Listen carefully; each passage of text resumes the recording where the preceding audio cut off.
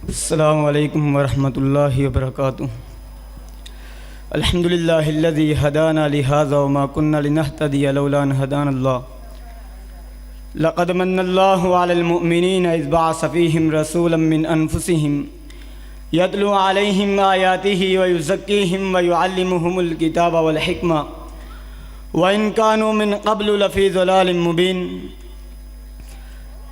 حضور آئے تو ٹوٹی جبر و محکومی کی زنجیریں، جمے ذہنوں سے زنگ اترا، بجھے چہروں پہ نور آیا۔ حضور آئے تو لوگوں کو جینے کا شعور آیا۔ سامعین محترم، میرے نبی کی آمد کا مقصد، جو نبی کو اللہ رب العزت نے دین دے کر بھیجا تھا، اس دین کی کچھ باتیں آپ کے سامنے بیان کرنا چاہتا ہوں۔ آپ کی آمد سے پہلے بھائی بھائی کا دشمن تھا، ماں ماں کی دشمن تھی، بیٹی ماں کی دشمن تھی، باپ بیٹے کا دشمن تھا۔ لوگ ایک پانی کے گھونٹ کی خاطر لڑائی اور جھگڑا کیا کرتے تھے۔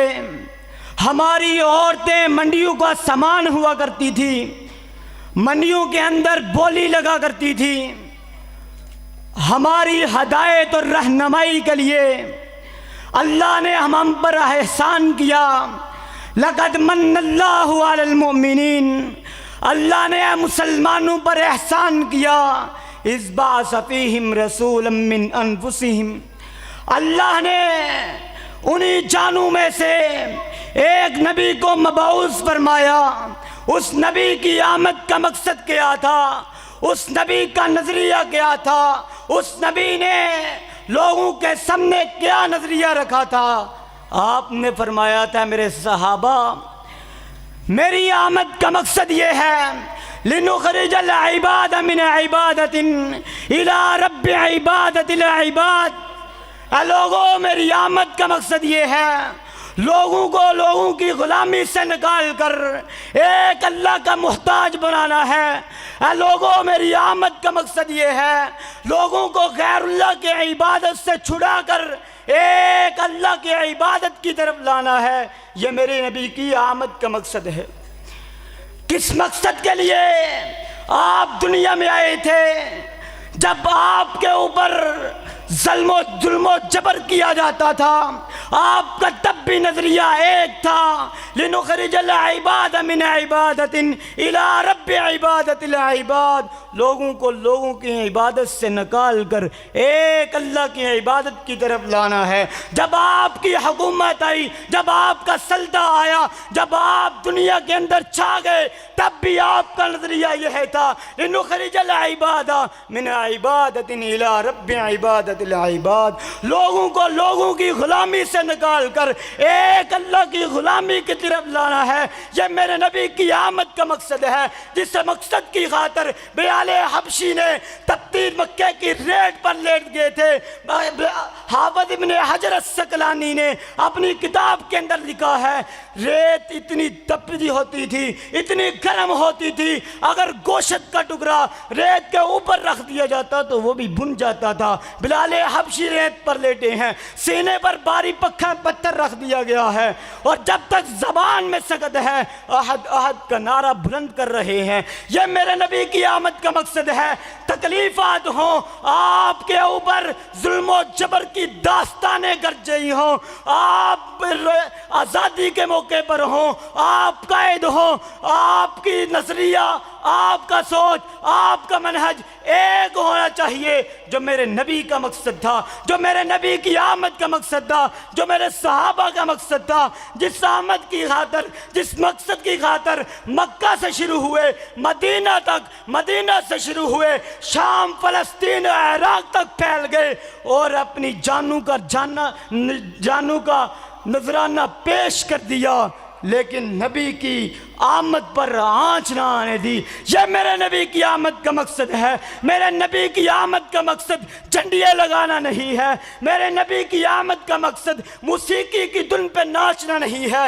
میرے نبی کی آمد کا مقصد بنگڑے ڈالنا نہیں ہے۔ میرے نبی کی آمد کا مقصد کیا ہے؟ لِنُخْرِجَ الْعِبَادَ مِنْ عِبَادَةٍ إِلَىٰ رَبِّ عِبَادَةِ الْعِبَادِ، لوگوں کو لوگوں کی عبادت سے نکال کر اللہ کی عبادت کی طرف لانا ہے۔ اور جس مقصد کی خاطر زید بن دسنہ کو سولی کے اوپر لٹکا دیا گیا تھا، جس مقصد کی خاطر سیدہ زنیرہ کی آنکھوں کے اندر لوہے کی سلاخوں کو گاڑ دیا گیا تھا، جس مقصد کی خاطر سیدہ سمیہ رضی اللہ تعالی عنہا کے 2 ٹکڑے کر دیے گئے تھے، یہ میرے نبی کی آمد کا مقصد ہے۔ میرے نبی کی آمد کا مقصد یہ ہے، میرے نبی کا نظریہ یہ تھا، میرے نبی کی سوچ یہ تھی، یتلو علیہم آیاتہ ویزکیہم ویعلمہم الکتاب والحکمہ۔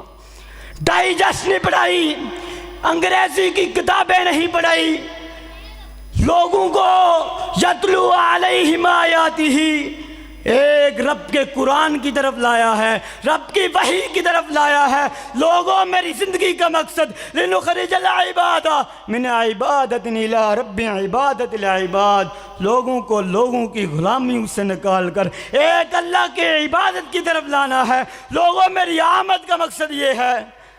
آپ کو یاد ہے میرے نبی کی آمد کا مقصد کیا تھا؟ اے مسلمانوں، اختلافات کو چھوڑو، ایک یک زبان ہو کر یہ نعرہ بلند کر دو، ہم نبی کی آمد کا مقصد سمجھ کر، ہم نبی کی آمد کا نعرہ بلند کر کے کیا مقصد لے کر چلیں گے؟ میں آپ کو ایک اشارہ کر کے بات کو ختم کرتا ہوں۔ آج 23 ستمبر کا دن ہے، یاد ہے مسلمانوں 23 ستمبر کا دن کیا دن ہے؟ جب ہماری بہن کو، عافیہ صدیقہ کو پنجہ سبیل کے اندر قید کیا گیا اور یہ سزا سنائی گئی تھی۔ 23 ستمبر کا دن تھا، میری عائشہ صدیقہ میری بہن، اس کو یہ سزا سنائی گئی تھی، 87 سال قید کی سزا سنائی گئی تھی۔ کیا جرم تھا، کیا نظریہ تھا، کیا سوچ تھی؟ ایک مقصد تھا۔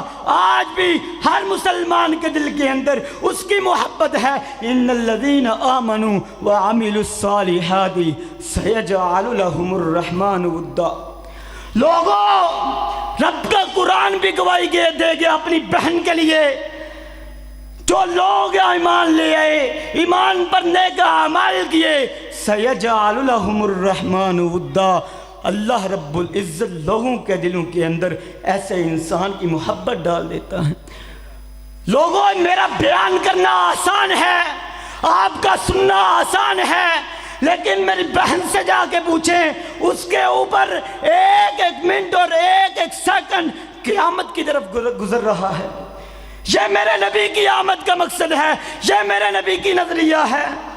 ایک وقت تھا مسلمان بہن کی خاطر لشکر روانہ کر دیے جاتے تھے۔ سیدنا عثمان بن عفان کی شہادت کی جھوٹی خبر پھیلی تھی تو 1400 صحابہ کرام نے اپنی جان کا نذرانہ پیش کرنے کے لیے محبوب پیغمبر کے ہاتھ پر بیعت کر لی تھی۔ آج ہم بھائی بھائی کا مخالف ہے، دوست دوست کا مخالف ہے، ہمیں پارٹیاں، ہمیں عہدے، ہمیں نظریے لے کر بیٹھ گئے، ہم نے نبی کی آمد کا مقصد بھول گئے۔ میرے نبی کی آمد کا مقصد کیا ہے؟ یتلو علیہم آیاتہ ویزکیہم ویعلمہم الکتاب والحکمہ۔ لوگوں، ایک قرآن کی طرف آ جاؤ، رب کے فرمان کی طرف آ جاؤ۔ آپ نے اپنے صحابہ کرام کو یہی تلقین کی تھی، اے میرے صحابہ، جب تک تم رب کے قرآن کو تھام لو گے، میری سنت کو وَسُنَّتِ الْخُلَفَاءِ الرَّاشِدِينَ الْمَهْدِيِّينَ، میرے نقش قدم پر چلنے والے محدثین کے نقش قدم کے اوپر اپنا نقش قدم رکھ دو گے، لوگوں دنیا کی کوئی طاقت تمہارا مقابلہ نہیں کر سکے گی۔ دنیا نے وہ منظر دیکھا تھا، آج کے ساتھ وہ مثال دی جاتی ہے۔ عمر رضی اللہ تعالیٰ عنہ کا دورہ حکومت، کیسو کسرا کے بادشاہ نام سن کر کانپا کرتے تھے، آج مسلمانوں کے حکمران کافروں کا نام سن کر کانپتے ہیں۔ دین کا مقصد، میرے نبی کی آمد کا مقصد، میرے نبی کا نظریہ، میرے نبی کی سوچ، میرے نبی کے صحابہ کی سوچ ایک تھی اور پوری دنیا کے اندر پھیل گئے تھے۔ قید کے اندر سے نکل کر مدینہ تک پہنچے، مدینہ سے لے کر مدینہ سے حبشہ اور پوری دنیا کے اندر چھا گئے۔ مکہ سے مدینہ اور فلسطین عراق تک ان کی خبریں جا بنی۔ لوگوں، میرے نبی کی آمد کا مقصد یہ تھا، آج ہمیں مقصد بھول گئے ہیں۔ آج ہمارا مقصد کیا ہے؟ آج ہم نے اپنی شہرت کی خاطر، آج ہم نے مال و دولت کی خاطر اپنے دین کو بھی بیچ دیا، اپنے ایمان کو بھی بیچ دیا اور غیر اللہ سے سمجھوتے کر لے۔ یہ میرے نبی کی آمد کا مقصد نہیں ہے۔ آئیے قرآن سے شروع ہوتے ہیں، بخاری اٹھاتے ہیں، ترمذی، نسائی، ابن ماجہ، ابو داؤد اٹھاتے ہیں، خلفائے راشدین کی خلافت جو انہوں نے دورہ حکومت کیا، اس دورہ حکومت کو اٹھاتے ہیں، ہم پیش کرتے ہیں۔ قرآن کو اٹھائیں، بخاری مسلم کو اٹھائیں، حدیث کی ہر کتاب کو اٹھائیں۔ کیا میرے نبی کی آمد کا مقصد جھگڑا کروانا تھا؟ کیا میرے نبی کی آمد کا مقصد بنگلے ڈالنا تھا؟ کیا میرے نبی کی آمد کا مقصد لوگوں کو لوگوں کے درمیان کے اندر پھنسا دینا تھا؟ کیا میرے نبی کی آمد کا مقصد یہ تھا کہ ہماری بہنیں، ہماری عورتیں موسیقی کی دھن پر ناچیں اور اپنا اورا ظاہر کر دیں؟ نہیں میرے بھائیوں، میرے نبی کی آمد کا مقصد یہ نہیں تھا۔ میرے نبی کی آمد کا مقصد رب کا قرآن تھا، رب کا فرمان تھا۔ میرے رب کے قرآن کو تھامو، میرے نبی کے فرمان کو تھامو، دنیا کی کوئی طاقت آپ کو گمراہ نہیں کر سکے گی۔ یہی میری نبی نظریہ لے کر کھڑے ہوئے، یہی میرے نبی کے صحابہ نظریہ لے کر کھڑے ہوئے۔ ایک بات اور سن لیں، صحابہ اکرام کے پاس کوئی ڈگریاں نہیں تھی، کوئی عہدے نہیں تھے۔ 90% صحابہ اکرام ایسے سے جن کو اوپر سے دیکھ کر اردو بھی پڑھنی نہیں آتی تھی، جن کو اپنا نام تک لکھنا نہیں آتا تھا۔ میرے بھائیوں، دین کو پڑھنے کے لیے، قرآن کو پڑھنے کے لیے کوئی 16 علوم کی ضرورت نہیں ہے، صرف رب کا قرآن پڑھ لیں۔ ان ھذا القرآن یہدی للتی ہی اقوم، یہ تمام قوموں کے لیے ہدایت کے فرمان لے کر آیا ہے، ہدایت رہنمائی لے کر آیا ہے۔ ہماری رہنمائی، ہماری ہدایت صرف قرآن و حدیث کے اندر ہے۔ چھوڑ دیں لوگوں کو، صرف قرآن کو پڑھیں۔ ہر مسلک کی کتاب کا، ہر مسلک کا قرآن کا ترجمہ ہو چکا ہے، قرآن کو پڑھیں، حدیث کو پڑھیں۔ اللہ سے دعا ہے جو کچھ بیان کیا سب سے پہلے مجھے پھر آپ کو عمل کرنے کی توفیق عطا فرمائے۔ وآخر دعوانا الحمدللہ رب العالمین۔